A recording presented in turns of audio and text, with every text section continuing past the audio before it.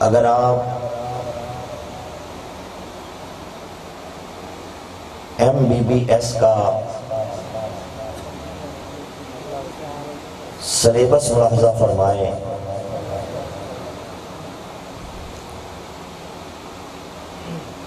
تو اس میں ہمیں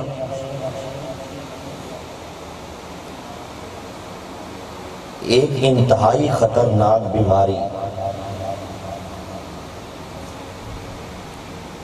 جان لیوا بیماری،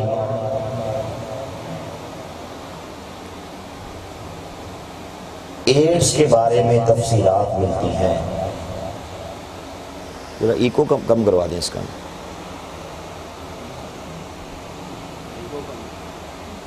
ایڈز کے بارے میں ڈیٹیل ملتی ہے۔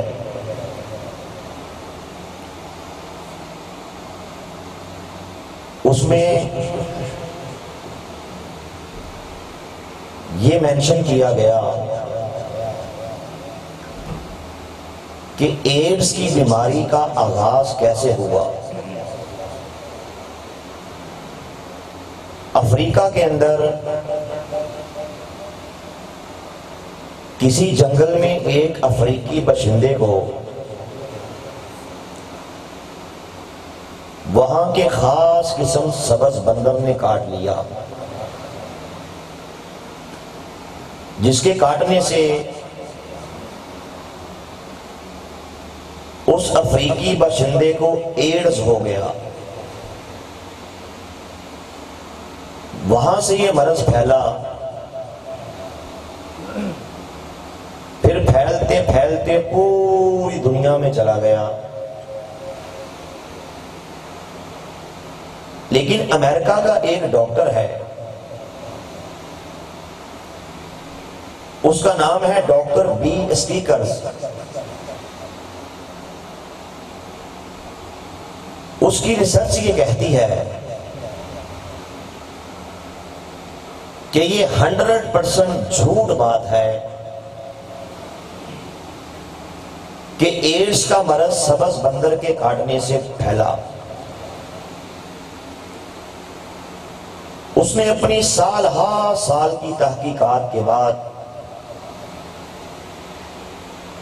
یہ نتیجہ اخذ کیا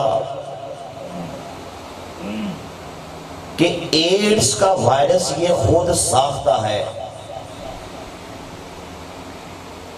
اسے خود سے تخلیق کیا گیا۔ سور کے جسم سے نکلنے والی خاص قسم کی رطوبتوں کو، جن کے اندر خاص قسم کے کیمیکل شامل کیے گئے،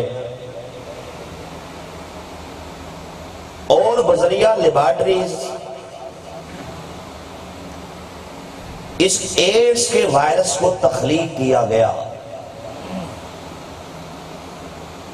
اب سوال یہ پیدا ہوتا ہے کہ اس کے پیچھے وہ کون سے خطرناک ہاتھ ہیں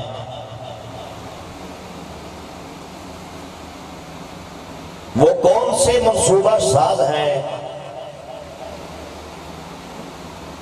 وہ انسانیت کے دشمن کون سے ایسے لوگ ہیں جنہوں نے اس وائرس کو تخلیق کیا۔ ڈاکٹر بی اسٹیکرز کی تحقیقات یہ کہتی ہیں کہ اسرائیل کی لیبارٹریز کے اندر اس کو تخلیق کیا گیا، اور بایولوجیکل وار کے لیے اس کو تخلیق کیا گیا، حیاتیاتی جنگ کے لیے اس کو تیار کیا گیا۔ ڈاکٹر بی اسٹیکرز کو امریکی حکومت نے گرفتار کیا اور پابند سراسر کر دیا، لیکن اس کی تحقیقات سے پوری دنیا کے اندر ایک تہلکہ سا مچ گیا یہاں تک کہ اس وائرس کو پروموٹ کرنے کے پیچھے جو ہاتھ تھے، آہستہ آہستہ وہ بھی سامنے آنا شروع ہو گئے۔ اولیاء مقبول جان صاحب نے اپنے ایک آرٹیکل کے اندر اس حقیقت کو دستبام کر دیا۔ ضرب مومن کے اندر بھی 3 قسطوں میں یہ آرٹیکل پرنٹ ہوا۔ روزنامہ نوائے وقت کے اندر محمد نواز خان میرانی صاحب نے بھی اس حقیقت کو دستبام کیا۔ لاہور کے رہائشی شہزاد نام کے ایک لڑکے کی کہانی کو لکھا۔ شہزاد نے اپنے ایک خط کے ذریعے سے اس ساری حقیقت سے پردہ اٹھایا، اور محمد شہزاد کے اسی خط کو بہت سے اخبارات نے پرنٹ کر دیا۔ محمد شہزاد یہ کہتا ہے کہ میں ایک دن بیٹھا ہوا تھا، ایک اخبار پہ نظر پڑی جس میں لکھا تھا دوستیاں کیجئے، فرینڈشپ کیجئے، لڑکیوں سے دوستیاں کیجئے۔ کہنے لگا اس اخبار کے اندر ایک لڑکی کا نام لکھا تھا جس کا نام روحی تھا، نوجوان تھا وہ۔ کہنے لگا جب میں نے اس کو کال کی تو آگے سے لڑکی کی آواز سے آگے سے اس نے گفتگو کی۔ میں بہت خوش ہوا کہ چلو اس لڑکی کے ساتھ میری فرینڈشپ ہو گئی ہے۔ کہتا ہے بات بڑھتے بڑھتے یہاں تک جا پہنچی کہ اسی لڑکی کے ساتھ میری لاہور کے ایک جوس شاپ کے اندر ملاقات طے ہو گئی۔ میں چلا گیا، اس لڑکی سے ملاقات ہوئی، پھر ملاقاتوں کا سلسلہ بڑھتا چلا گیا، بڑھتا چلا گیا۔ فحاشی و عریانی کی دلدل میں کہنے لگا میں پھنستا چلا گیا، پھنستا چلا گیا۔ اس لڑکی نے میری ملاقات اور بہت سی لڑکیوں سے بھی کروائی،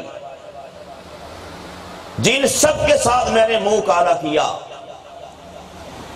کہنے لگا 1 سال سے یہ سلسلہ چلتا رہا۔ 1 سال کے بعد کہنے لگا ایک دن میں بیٹھا ہوا تھا، مجھے فیل ہوا کہ میں مر رہا ہوں، میں ٹوٹ رہا ہوں، میں بکھر رہا ہوں۔ سر چکرانا شروع ہو گیا۔ کہتا ہے میں بے ہوش ہو گیا۔ جب ہوش آئی تو ڈاکٹر کے پاس پہنچا کہ ڈاکٹر صاحب یہ مجھے کیا ہو گیا ہے؟ توجہ سے بات سننے والی ہے۔ میرا سر چکراتا ہے، مجھے فیل ہوتا ہے جیسے میں مر رہا ہوں۔ چیک اپ کیا گیا تو معلوم ہوا کہ اس کو ایڈز ہو چکا ہے۔ ایڈز کا دوسرا نام موت ہے، اور موت کا دوسرا نام ایڈز ہے۔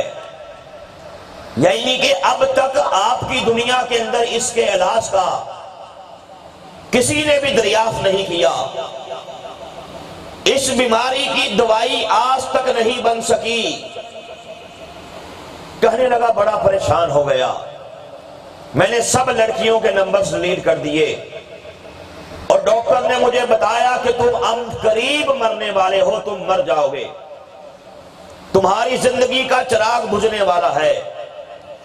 کہتا ہے مجھے لڑکیوں کی بار بار کالز آتی، میں ریسیو نہ کرتا۔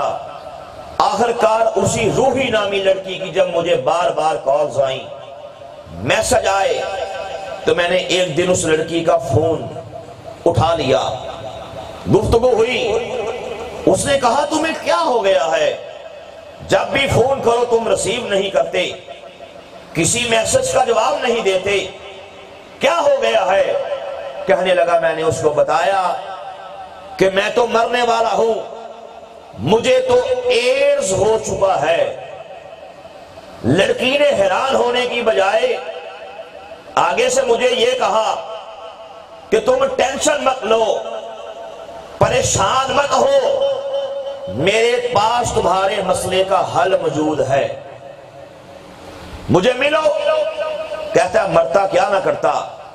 اسی لڑکی سے پھر سے ملاقات ہوئی، لڑکی نے بتایا کہ میں تمہیں اپنے بوس سے ملاقات کروانا چاہتی ہوں، میرے ساتھ چلو۔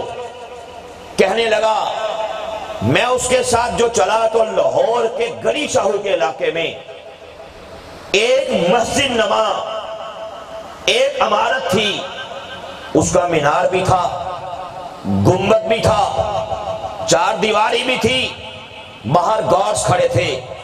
اس لڑکی نے اپنا کارڈ دکھایا، اس کو اندر جانے دیا، میں بھی ساتھ ساتھ۔ کہنے لگا جب ہم اندر انٹر ہوئے تو آگے ایک بیسمنٹ ایک تہ خانہ آیا، ہم تہ خانے میں چلے گئے، آگے 5-6 کمروں سے ہوتے ہوئے ایک کمرہ آیا۔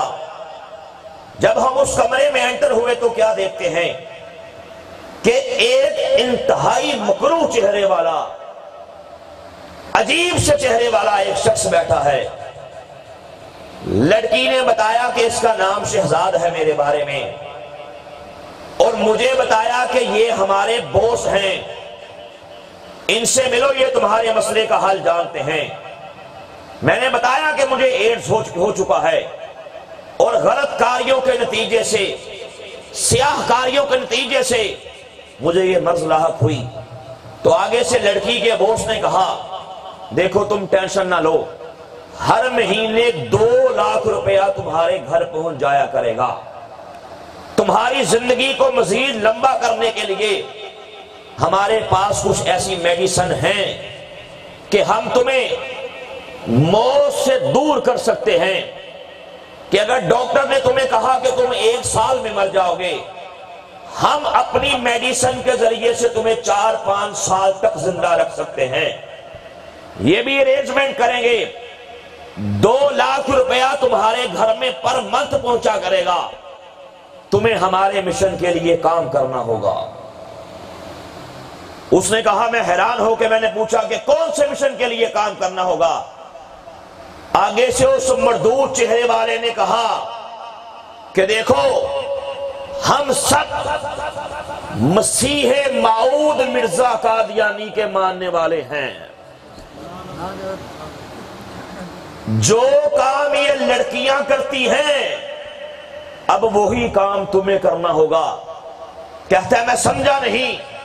اس نے کہا سنو، ہم قادیانی ہیں، ہم مرزائی ہیں، پاکستان کے اندر ایڈز کے وائرس کو لوگوں کے جسموں کے اندر منتقل کرنا یہ ہماری ڈیوٹی ہے، اور اس کام کے ہمیں اربوں خربوں روپے ملتے ہیں۔ دیکھو یہ لڑکیاں ہمارے مشن کے لیے کام کرتی ہیں، ان کو ایڈز ہے، یہ مسلمان نوجوانوں سے منہ کالے کروا کے انہیں ایڈز کر رہی ہیں، انہیں ہیپاٹائٹس B-C کر رہی ہیں۔ ہمارے پاس ڈراپس ہیں، قطرے ہیں، ہم وہ بھی ان کو دیتے ہیں۔ جب کوئی مسلمان کے ساتھ ان کا ناطہ بنتا ہے، وہ اس کے جوس کے اندر، اس کے دودھ کے اندر، اس کے پانی کے اندر وہ قطرے بھی شامل کرتی ہیں۔ اور یہ ہمارا مشن ہے کہ ہم مسلمانوں کو تباہ کر دینا چاہتے ہیں، مسلمانوں کو برباد کر دینا چاہتے ہیں۔ ہم تمہارے لیے اپنے پیسوں کے دروازوں کو کھول دیں گے، تم ہمارے لیے کام کرو، اور مسلمان لڑکیوں سے منہ کالے کر کے ان کو ایڈز کرو۔ کہنے لگا میرے پاؤں تلے سے زمین نکل گئی، اب ایمان پہ ڈکیتی تھی، موت تو سامنے، محو رقص تھی ہی نا، موت کا پروانہ تو نظر آ رہا تھا، اب ایمان پہ اٹیک تھا۔ میں نے بابا سے بلند پوری قوت سے کہا کہ مرزا قادیانی پہ بھی لعنت ہے اور تم مزیوں پہ بھی لعنت ہے۔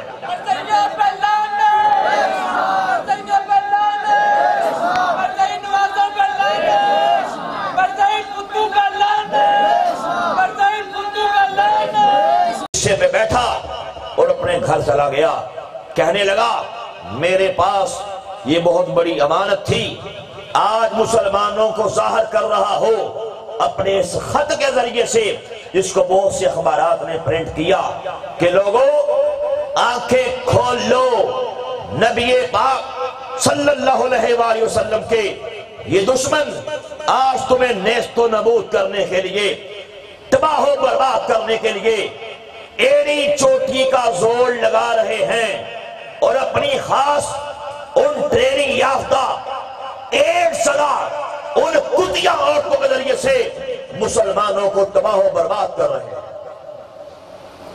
یہ کچھ ہو رہا ہے۔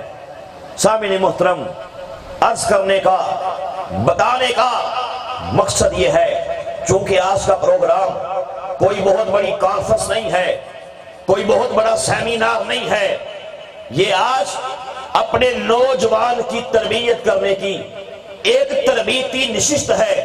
انشاءاللہ میں اس تربیتی نشست میں بہت ہی کم ٹائم میں آج آپ کو انشاءاللہ بہت کچھ دے کے جانا چاہتا ہوں۔